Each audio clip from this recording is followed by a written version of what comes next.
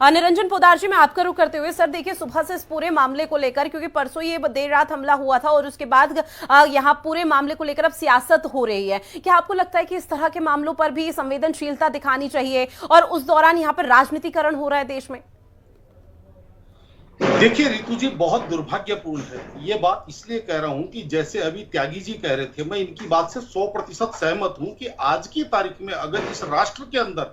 कोई इस राष्ट्र के ऊपर बलिदान हो रहा है या कोई अनुशासन से और कोई सेवा भावना से अगर खड़ा है, तो वो फौजी खड़ा है, वो सैनिक खड़ा है। चाहे वो हमारा वायु सैनिक हो, चाहे वो हमारा स्थल सैनिक हो, चाहे वो हमारा जल सैनिक हो। और जिस तरीके से हमारे यहाँ कहा जाता है, जो एक सैनिक होता है वो ये चीज सोचकर चलता है कि ध्येय या निष्ठ कंटक पथराई, हम जलते अंगारे हैं। यानी कि आप ये समझ लीजिए, कांटों के पथ पे चलने वाला ये सैनिक,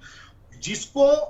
राजनीति का एक पार्ट बना देना बहुत दुर्भाग्यपूर्ण है। और जिस तरीके से आपने देखा होगा अभी फारूक अब्दुल्ला की या तमाम लोगों की बात, मेरे को बड़ी इस चीज को देख करके, जिसको कहते हैं मुंह जाती है, घृणा होती है कि भाई एक इंडिया अलायंस की एक पार्टी ये कहती है कि हम सरकार में आए तो देश के अंदर परमाणु बम से हम देश को मुक्त करेंगे, यानी कि देश के परमाणु बमों को नष्ट कर देंगे। और दूसरी तरफ उसी अलायंस की दूसरी पार्टी के यानी कि एनसी के नेता फारूक अब्दुल्ला पाकिस्तान के पास परमाणु बम है। तो कहने का तात्पर्य यह है कि जो देश की घिघी जो 2014 से पहले बंधा करती थी और हमारे सैनिकों के हाथ बांध करके रखा जाता था, आज जिस तरीके से आप देख रहे होंगे कि चुनावों के दौरान किसी भी तरीके से जो बाहरी शक्तियां इस चुनावों को प्रभावित करना चाह रही हैं, चाहे वो सेना पे हमला करके, चाहे वो जिस तरीके से कुछ र्यूमर फैला करके, चाहे कोविशील्ड का मामला हो, चाहे कोई भी चीज हो, कि जिस तरीके से प्रभावित करने का प्रयास कर रहे हैं। और उसके बाद में ये लोग कहते हैं कि भाई इसके अंदर चुनावों के अंदर पाकिस्तान का जिक्र क्यों आ जाए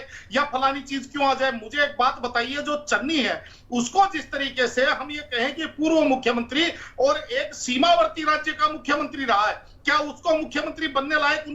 उनको अकल है, या उनकी जो सोच या उनकी जो अप्रोच है वो मुख्यमंत्री बनने लायक थी? लेकिन ये देश का दुर्भाग्य है कि जो